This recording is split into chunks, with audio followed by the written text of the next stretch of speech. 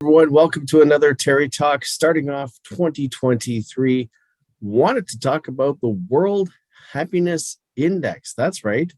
Every year, there is a group of people from the United Nations, in fact, the United Nations Sustainable Development Solutions Network, does a global survey, draws on data from people completing surveys, as well as a number of very specific data points. The poll questions or the survey questions ask individuals questions related to experience of life. Is life in balance? Do they feel at peace? Do they feel calm throughout the day? Do they prefer a calm relative to an exciting life? And focusing on care of others and care of self. They also look at variables like GDP per capita.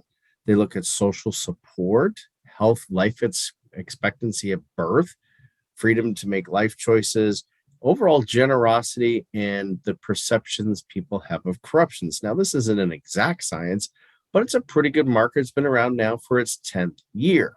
So, what did we find out for 2022? Well, we all know 2022 was a bit of a gong show year. We had a lot of conflict in the world, especially in the Ukraine. We had devastating loss of life, lots of uncertainty. Everyone kept talking about the coming recession, interest rates going up, inflation, kind of not a very nice world, it would seem.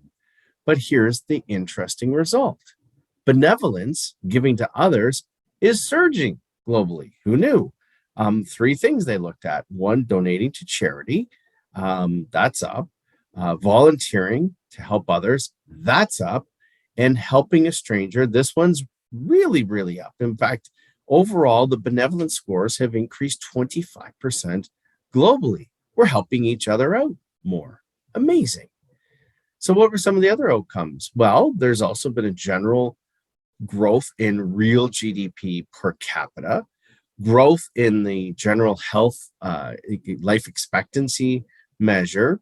There is some decline in perceptions of corruption, which is great, but sort of offset by some declining perceptions of freedom, but fairly constant levels of social support. How about here in Canada? Well, mixed.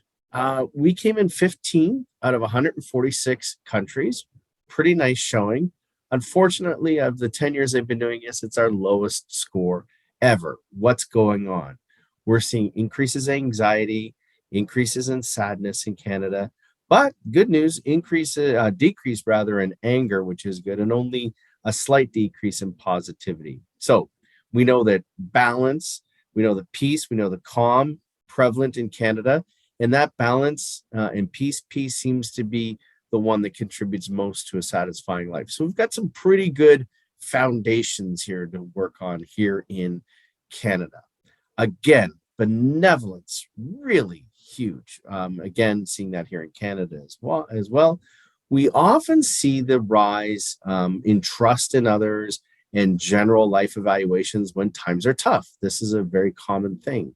Now, and this is really exciting, we're seeing people working together to deal with some of the issues of life. This is really, really cool stuff. So, got us thinking here at ARIA.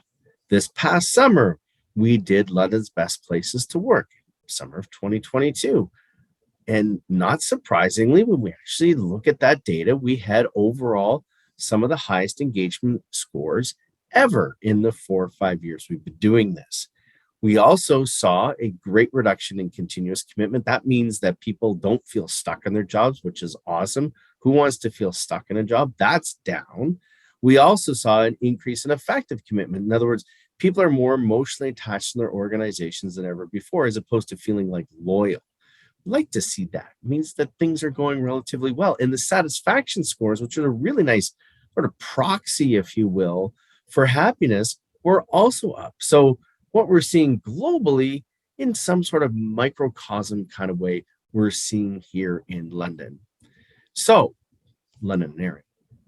Bottom line, the world that we live in or the world we work in, which are obviously quite smaller, the question remains, what can we be doing to enhance the overall happiness and well being of those people we interact with in our communities every day, including our work communities? That's our challenge this week. We shout that out to you. Love to get your comments on this. Let's see if we can't keep this benevolence going, see if we can't move Canada up a little bit in the happiness ratings, and see if we can't all make our workplaces just a tad better in 2023.